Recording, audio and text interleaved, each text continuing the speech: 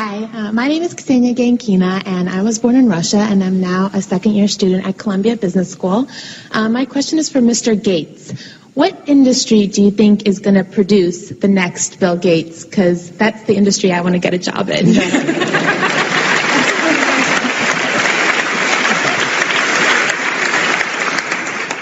Industries do have different paces of innovation, and so the IT industry, driven by the magic of software, the magic of the optic fiber, magic of the chip, which doubles in power every couple of years, it's been the industry that has not only been the most exciting, it's also changed the rules for many other industries. You know, the idea of information being available, what the online world is like, that's incredible. I'd say there are a few other industries that will compete for being exciting in the decades ahead. The energy business, some approach will provide cheaper energy that's environmentally friendly. And there's a lot of science, a lot of business.